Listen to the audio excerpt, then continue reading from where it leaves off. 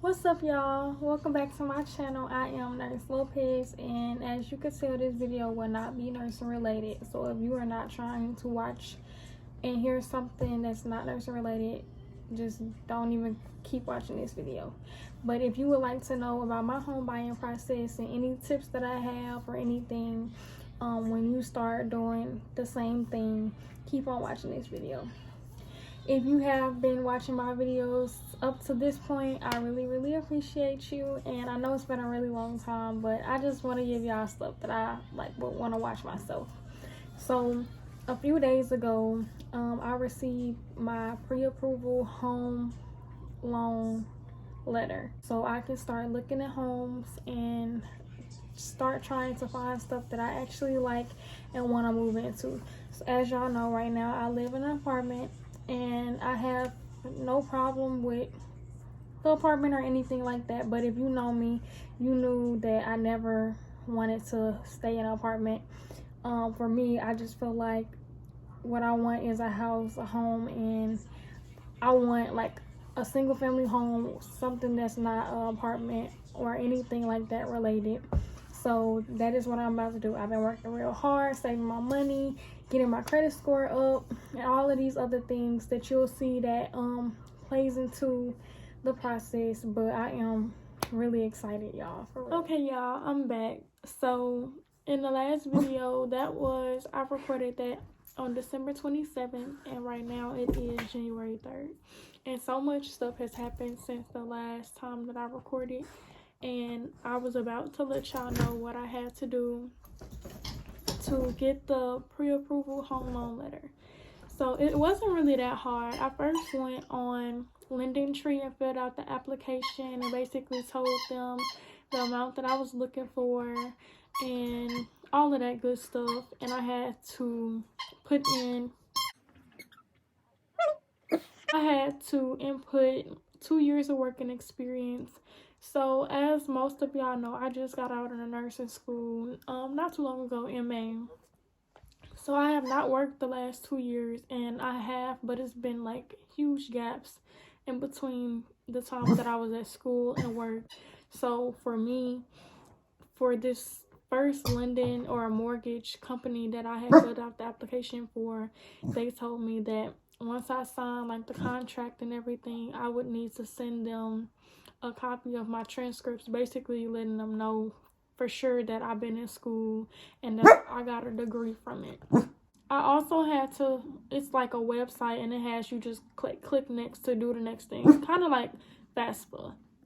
Most people know what that looks like, so it's kind of like that. So I had to link my bank accounts, and I also had to give them permission to access my credit and my credit history. So with the bank accounts, it just has you sign in to your bank accounts on there, and that's as a way for them to see your assets, like how much money you have saved up, how much they feel like you would be able to afford a month, how much money you spend, and all that type of stuff. So kind of like that's part of the debt to income ratio.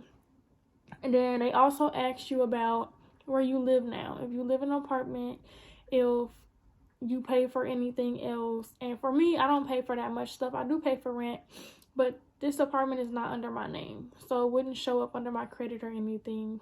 And also, like right now, I'm not paying for too much other stuff, so I didn't tell them that much. They asked about student loans. They asked about credit cards. I do have one credit card that I got, I want to say, the summer of my sophomore year, because that's when I started for sure realizing how important credit was and how important it was for everything that I wanted. So like I knew that I wanted to be buying a house close to the time that I got out of school. I knew that I wanted all of this other stuff that credit is really important for, so I had got a credit card.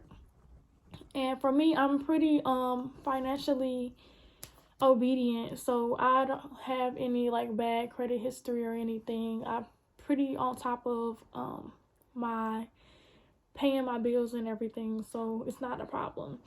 And then I do have student loans. I don't have that many because I did have a scholarship, but it still shows up on my credit history. And he was saying, depending on how much it is, it shouldn't be a problem. But if it is, then he would like let me know, and that could be a factor that plays a part in me not getting the loan that I want. You also had to put in the last 2 years of residency, which basically is you telling them where you have been living for the last 2 years. So for me, I have been in school for basically the last 2 years, but my permanent residence is here, which is where my family lived before. So this was where all of my like important mail and stuff is going to. So this is what address I put on there. So I didn't have to go through all of the problems of not having 2 years of residency behind me. But then close to the end of the application, they do ask you about how much you're looking to spend on, or how much loan you're looking for, like the type of amount of house that you're looking at or asking for. And then they also are asking how much you're willing to put down as a down payment. So for me, I don't remember the specific number that I put down, but I do know like how much I have saved and how much I'm willing to pay like monthly wise for mortgage and all of the other type of stuff, which is kind of, I want to stay near the amount that I pay now. And I'm not going to put too many numbers out right now in this video. I probably won't until I actually get a house and stuff. But so I do have a number in my head about how much house I'm willing to pay for and the loan that I'm willing to take out, because especially with like me being young, I do understand that like the home loan is something that I have to pay back, and it's also something that I have to keep paying monthly and keep paying on time, or that will really mess up my credit for when I do try to sell the house and move again. Midnight, what are you doing, boy? Okay. Get back. So again, with the home pre-approval loan letter, that's basically the good thing about that is, in order for you to start looking at houses, for the most part, you have to have one, so they can kind of have an idea that they're not just showing these houses to anybody who can't afford them. So that was my point in getting them. So again, I won't say the amount that I was approved for, but also on the home pre-approval loan letter, it tells you the amount, like the percentage based on all of your numbers together, how much you make, how much you spend, how much you're asking for, and all of that, about how much you have to put down in a down payment for their mortgage company. And mine wasn't high at all, which I'm very appreciative about. So let's get into what it is that I am looking for in my house. So at first I was saying how I would be willing to, especially with it just kind of being me right now, in some situations and midnight, that I would be okay with like a 2-bedroom, 2-bath. But the thing is, with where I live, and if you do know where I live, the price of living here is kind of on the high side. So why spend this amount of money on a 2-bedroom, 2-bath when I can get a 3-bedroom, 3-bath for the same price? So I stopped settling with the 2-bedroom, 2-bath, even if it is just me or not. And so now I for sure want a 3-bedroom, 3-bath. I really need a backyard for midnight, because I'm tired of not having one, especially during the cold winters like it is now. I'm really tired of having to go out there and take him out all the time because it's freezing outside. Like right now, it is actually actively snowing, and it's probably like 30 degrees. So yes, I need a backyard. So one thing that's not really big for me, but that I'll be okay with, is a basement. I've always had a basement everywhere that I've lived except for this apartment. But for me, I don't have that much stuff. So I don't really need too much storage areas. And I have 3 bedrooms, and I'm probably only gonna be using 2, like one as a guest and one as the master. So I could use the other one if I wanted to as storage. But I don't have that much stuff that I just don't use. Another thing that is very important for me is location in regards to my job. So even if I don't know how long I will be staying at my job, or if I plan to stay with them at all or anything, I don't want to be too far from them now if I am working there.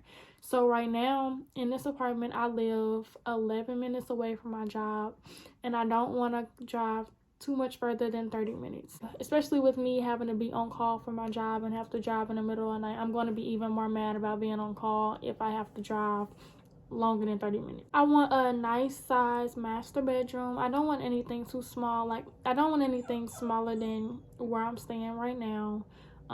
It's just, I just don't want anything small. It's just my preference.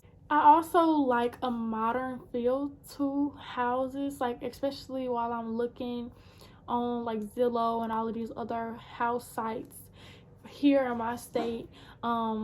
If it's not like visually aesthetic to me, I wouldn't want to live there like all the time. So it has to be modern, and for the most part, like it doesn't have to be marble tables, but like clean, sleek, colored walls. Even if I could paint them myself, hardwood floors is pleasing to the eye to me. So that's just something that I prefer. But if it's not, like, wood isn't my preference, like the wooden cabinets and all of that.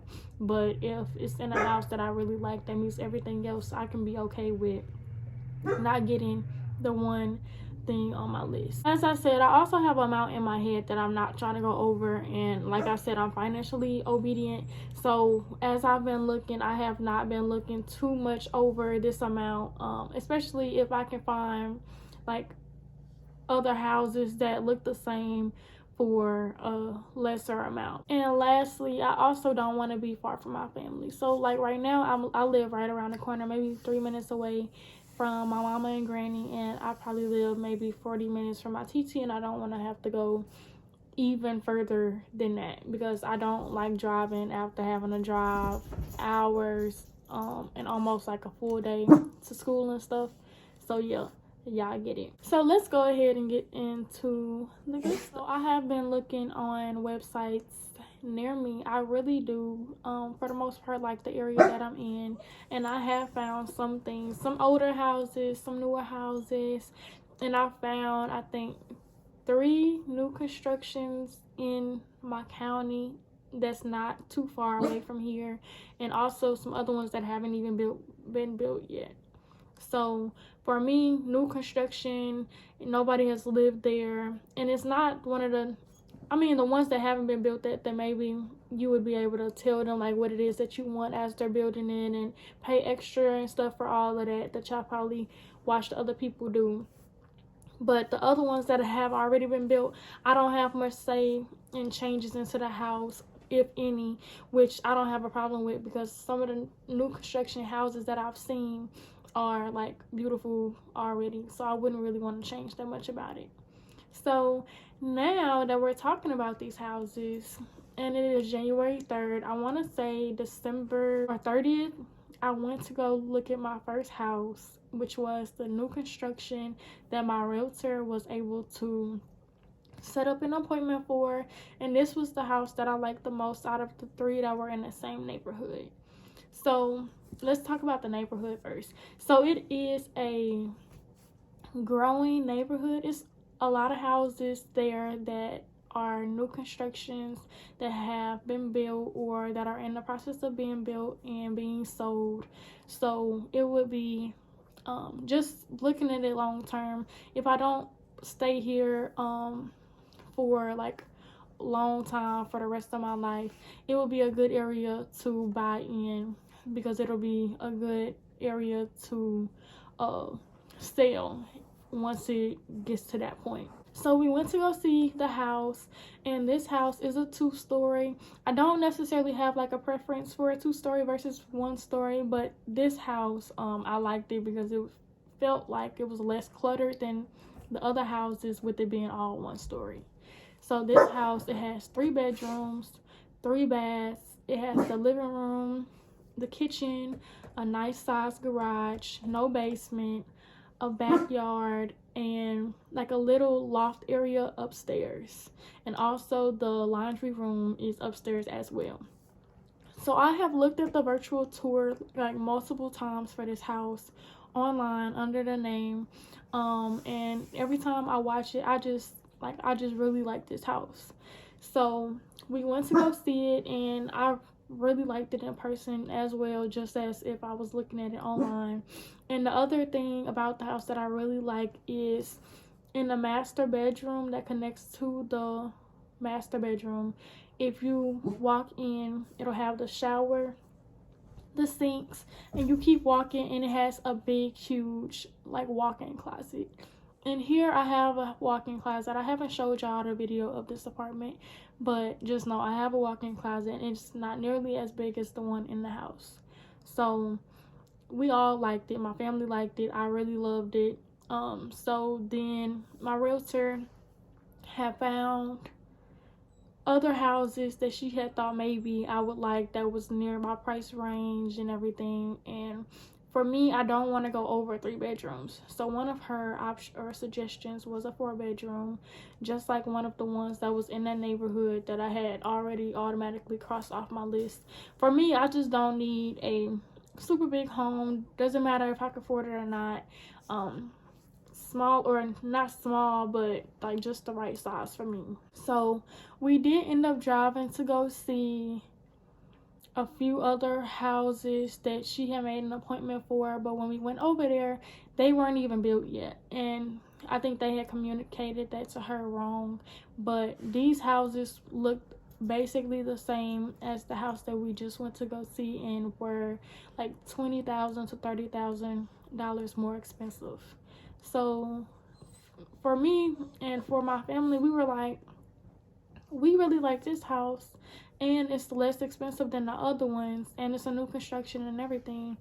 We think that we just want like to go with this house. So this is the house that I started the process for. I've read and signed the contract for the house. I've paid the first deposit for the house already. So right now the house is reserved for me, but it'll be more official once I pay the second part of the deposit. And I know I said I wasn't going to do numbers in this video, but I will tell y'all what the deposit is. The deposit is $1,000. The first deposit was $95, and then the second part that I had to do 14 days from the first date that I filled out the application and paid the first deposit is $905. So again, that just goes to show that if everything goes right with this house, I am going to be spending like a lot of money. So for people who are looking into buying houses and doing everything for the process, you will need to have a good amount of money set up or saved up for the process. So I have signed and read the contract. So has my realtor, and she's asked her questions. The house also comes with a oven and a dishwasher, so that's really good because not all homes, especially new constructions, come with that stuff. So in the end, long term, if I do get this house, that would be less money that I would have to spend that's already included in the home loan amount. So next, I received like documents for closing costs, appendums. Y'all, I've signed so much stuff within the last like few days since I started saying, okay, this is the house, and we started looking to see if it was a contract or anything on the house already. I've signed so much stuff already. It's crazy. And I just know that with this being the beginning, it's going to be so much more that I have to like read and sign, but I'm still like really excited about it. So I'm probably going to go ahead and finish paying the rest of the part of the deposit within the next few days. And I think my realtor actually just texted me about another form, so I will be doing that as well. And I really do hope that I get this home, but I do know that anything can happen, and if it doesn't work out, then it just was not the house for me, and I can find other houses. So yeah, if you have any other questions, like, please reach out, please let me know. Oh, and also let me add, so I told y'all I got a pre-approval letter for one mortgage company at first, And now with the new construction company or the new construction home, they have their own mortgage company that they use. So if you use their mortgage company, they will give you money off on your closing costs. And if you don't know what closing costs is, I will try to add a picture of like the definition and a few other things that I say on here for y'all to understand if y'all haven't went through the process yet. So I did have to fill out an application for them as well. And then at the end, once they tell me the amount that I'm approved for, as long as it's the amount that I need, I will compare the two companies to see which one is offering the better deal, and go from there. So yeah, it will be a part 2 to this video once I get further in the process, and I will let y'all know how everything is going and whatever else I have done and thought in my head about the process. So thank you again for watching this video, and I will see y'all next time.